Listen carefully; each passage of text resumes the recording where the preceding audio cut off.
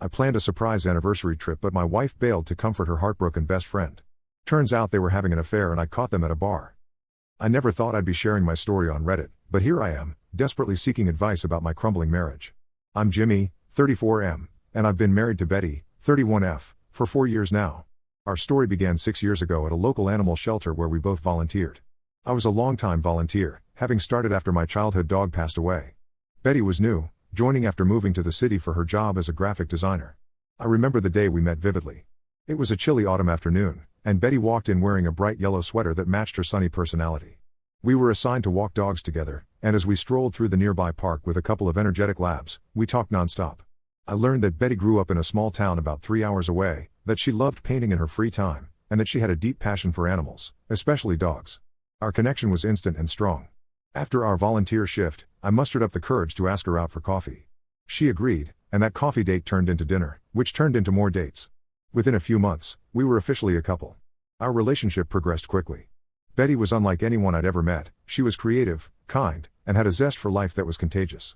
We shared similar values and dreams for the future. A year into our relationship, we decided to move in together. It felt like a natural step, and we were excited to start building a life together. But there was one aspect of our relationship that always felt a bit off: Betty's best friend, Zoe, 32F. Zoe and Betty had grown up together in their small hometown. They were next-door neighbors, went to the same schools, and according to Betty, had been inseparable since they were 5 years old. I first met Zoe about 6 months into my relationship with Betty. Betty had organized a small dinner party at our apartment, inviting a few of her closest friends to meet me. Zoe arrived last, bursting through the door with a bottle of wine and a loud laugh. From the moment she entered, it was like all of Betty's attention shifted. They had inside jokes I didn't understand, and Zoe seemed to dominate the conversation with stories from their shared past. At first, I tried to be understanding. After all, they had a long history together, and I knew how important female friendships could be. But as time went on, Zoe's presence in our lives became more and more intrusive. Betty often shared stories about her childhood with Zoe, painting a picture of a difficult upbringing for her friend.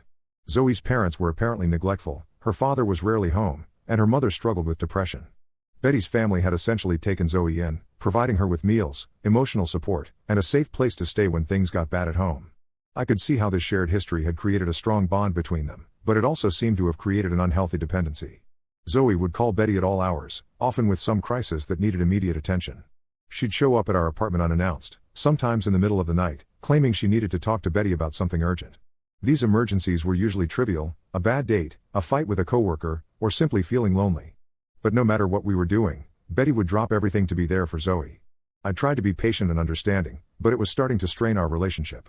I voiced my concerns to Betty several times over the years. I explained how I felt that Zoe's constant presence was intruding on our time together, and how her emergencies always seemed to take precedence over our plans.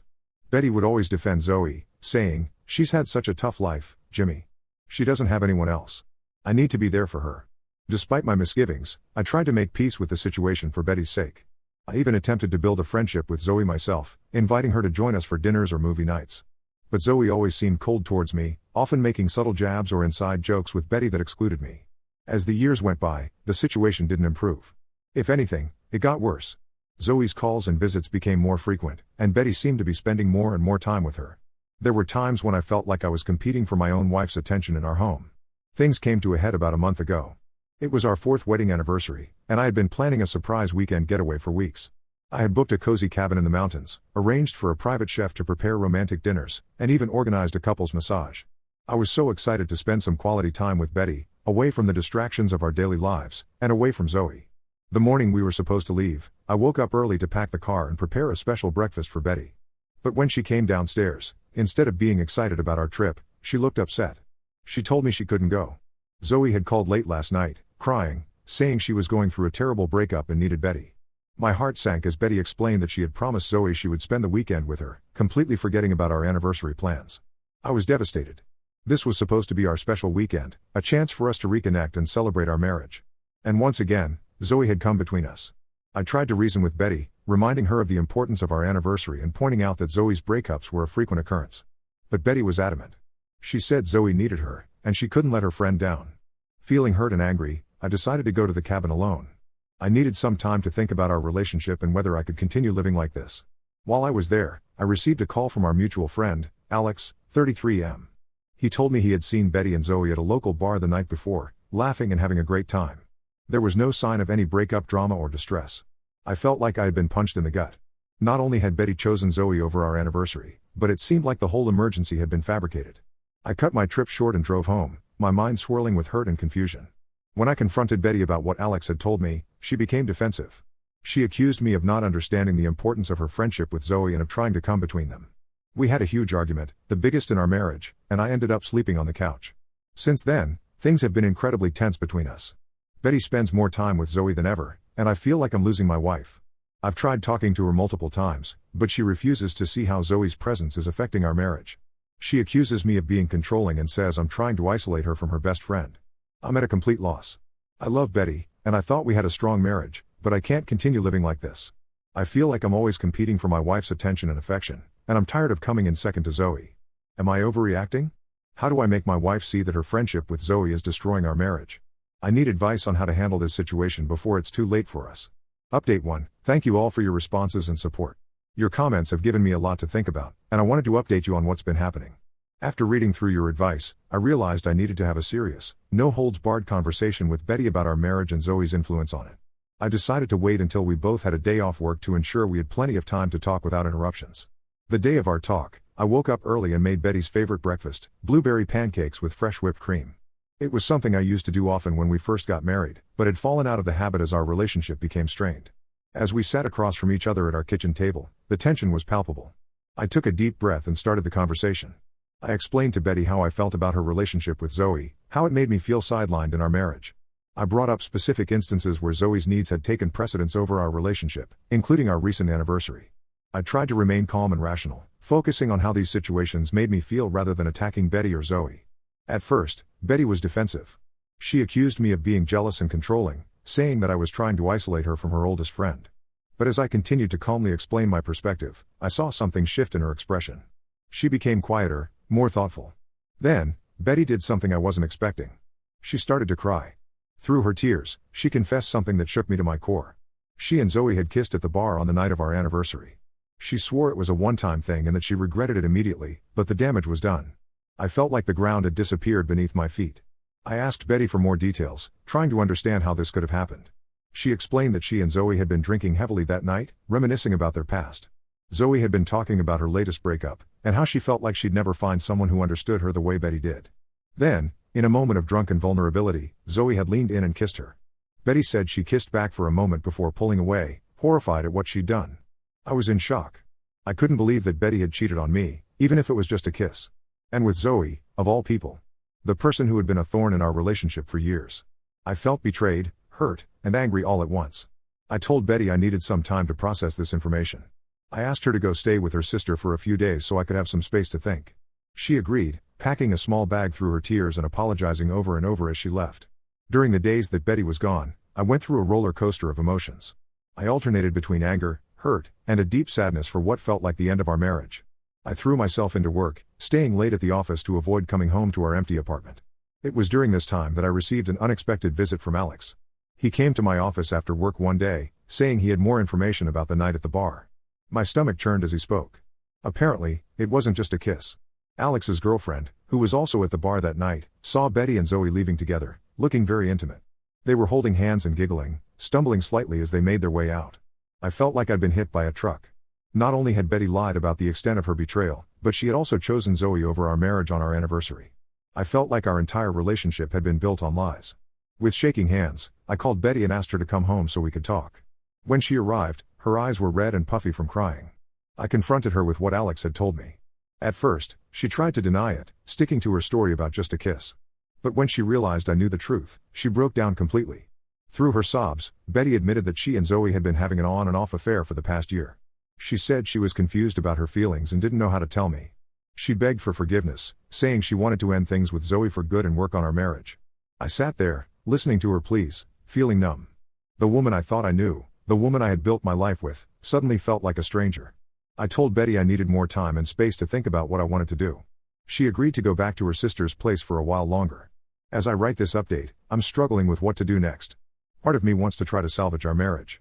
I still love Betty, and we've built a life together that I'm not ready to give up on. But another part feels like the trust is irreparably broken.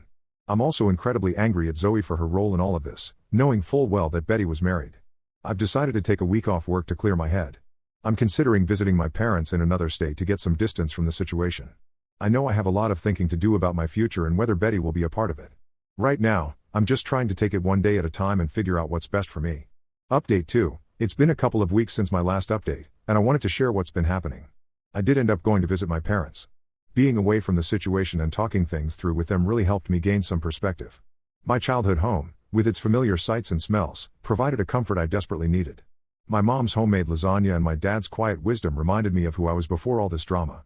While I was there, I spent a lot of time reflecting on my relationship with Betty.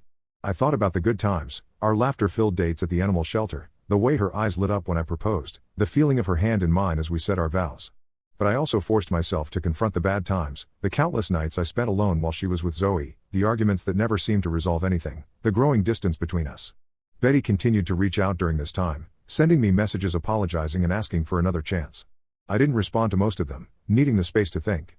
Her words, once so precious to me, now felt hollow and insufficient in the face of her betrayal. Something unexpected happened during my trip home. I ran into my high school sweetheart, Emma, 33F, at a local coffee shop. We hadn't seen each other in years, and we ended up talking for hours. It was strange how easily we fell back into conversation, as if the years apart had melted away. Emma and I dated for most of high school and part of college before going our separate ways. Seeing her again brought back a flood of memories, stolen kisses behind the bleachers, study dates that turned into makeout sessions, the bittersweet pain of our breakup when we realized long distance wasn't working. As we caught up, I found myself opening up to Emma about my marital problems. She was a great listener, offering sympathy without judgment. It was nice to talk to someone who knew me before all this drama, someone who remembered the carefree, optimistic Jimmy I used to be. Spending time with Emma made me realize how much I'd been missing in my relationship with Betty. The easy conversation, the genuine laughter, the feeling of being truly understood, these were all things that had been lacking in my marriage for a long time, even before I found out about the affair. When I returned home, I felt more clear-headed about what I wanted. I asked Betty to meet me at a neutral location, a park we used to visit when we first started dating. As we walked along the familiar paths, memories of happier times flooded back. I remembered picnics on sunny afternoons, playful races to the old oak tree, stolen kisses on moonlit evenings. But those memories felt tainted now, overshadowed by the reality of our current situation. I told Betty that while I appreciated her apologies, I couldn't continue in a marriage where I wasn't respected or prioritized. The trust was broken, and I couldn't see a way to rebuild it. Betty broke down, promising to cut Zoe out of her life completely and to do whatever it took to rebuild our relationship. She talked about couples counseling, about renewing our vows, about starting fresh. But as I listened to her pleas, I realized that the damage was too deep. The Jimmy who had fallen in love with Betty felt like a different person now, changed by the pain and betrayal of the past year. With a heavy heart, I told Betty that I wanted a divorce. It was one of the hardest things I've ever had to do. Betty was devastated, alternating between begging me to reconsider and angrily blaming me for giving up on us. But I stood firm in my decision, knowing it was the right choice for me. Since that conversation, I've been staying with a friend while Betty and I figure out the logistics of separating. It's been difficult, coming home to a place that isn't really mine, surrounded by someone else's belongings. But it's also been freeing in a way, like I'm shedding the weight of the past and preparing for a new chapter. I've also started individual counseling to help me process everything that's happened. My therapist has been helping me work through my feelings of betrayal and anger, and to start envisioning a future for myself beyond my marriage. As for Zoe, I heard through mutual friends that she tried to reach out to Betty after our separation. Apparently, Betty blocked her on everything. It seems Betty has finally realized the toxic nature of their relationship, but it's too little, too late for our marriage. The road ahead feels uncertain and scary, but for the first time in a long time, I also feel a sense of hope. I'm rediscovering who I am outside of my relationship with Betty, and I'm cautiously optimistic about what the future might hold. While the pain is still fresh, I'm trying to focus on the positive changes I can make in my life moving forward. Update 3. It's been about 3 months since my last update, and a lot has changed. The divorce proceedings are underway, and while it's been emotionally draining, I'm confident that I made the right decision. Betty and I have been communicating through our lawyers, which has made the process easier. We're in the process of selling our house, the place where we once thought we'd build our future together. It's bittersweet to see the for sale sign in the front yard, knowing that soon, another family will be making memories in the rooms where we once laughed, loved, and ultimately grew apart. Going through our shared possessions has been an emotional roller coaster. Each item seems to hold a memory: the coffee maker we bought on our honeymoon in Italy, the throw pillows Betty insisted on buying for our first apartment, the collection of board games we used to play on rainy Sundays. Dividing these things between us feels like dividing our shared history. I've moved into my own apartment, a small but cozy place closer to my office. It's strange living alone after so many years of sharing a space with Betty, but it's also refreshing. I'm rediscovering my own tastes and habits, from the way I organize my kitchen to the shows I choose to watch in the evenings. My job has been a great distraction during this time. I've thrown myself into some new projects at work, taking on additional responsibilities that keep my mind occupied. My boss has been understanding about the situation, giving me the flexibility I need to attend lawyer meetings and therapy sessions. I've also been spending more time with friends and family. They've been incredibly supportive throughout this process, offering everything from a shoulder to cry on to help moving furniture into my new place. I'm grateful for their presence in my life, reminding me that even though my marriage has ended, I'm not alone. As for Emma, we've stayed in touch since my trip home. We've had a few long phone conversations, and she's been a great friend throughout this process. There's definitely a spark there, a familiarity and comfort that's tempting to explore. But we both agree that I need time to heal before considering any kind of romantic relationship. For now, I'm focusing on myself and my healing journey. Interestingly, about a month ago, I received a message from Zoe. She wanted to apologize for her role in the affair and the breakdown of my marriage. She explained that she had been in love with Betty since they were teenagers, but had never had the courage to admit it. When Betty and I got together, she said she tried to be happy for us, but her feelings never went away. While I appreciated her taking responsibility, I made it clear that I wasn't interested in maintaining any kind of relationship with her. I wished her well and asked her not to contact me again. It was a strange moment of closure, finally hearing her side of the story after all these years of tension and resentment. Looking back on everything that's happened, I can see now that there were warning signs in my relationship with Betty from the beginning. I ignored my gut feelings about Zoe's influence and allowed myself to be manipulated and gaslighted for years. It's a hard lesson to learn, but I'm grateful for the growth that's come from this experience. As I move forward, I'm focusing on self-improvement and healing. I've started working out regularly, finding that physical exercise helps clear my mind and boost my mood. I've also taken up meditation to help manage stress and anxiety. These new habits are helping me feel more centered and in control of my life. I'm also considering taking some classes at a local community college. There's a photography course that's caught my eye, something I've always been interested in but never found the time for when I was married. It feels good to be pursuing my own interests and passions. While the future is uncertain, I'm feeling optimistic for the first time in a long time. This experience has taught me a lot about my own worth and the importance of maintaining healthy boundaries in relationships. I'm looking forward to the next chapter of my life, whatever it may bring. The divorce isn't finalized yet, and I know there may be more challenges ahead. But I feel stronger now, more capable of facing whatever comes my way. I'm grateful for the support I've received from this community, and for the opportunity to share my story. To anyone out there going through something similar, know that there is light at the end of the tunnel. It may not be easy, but you have the strength within you to get through it.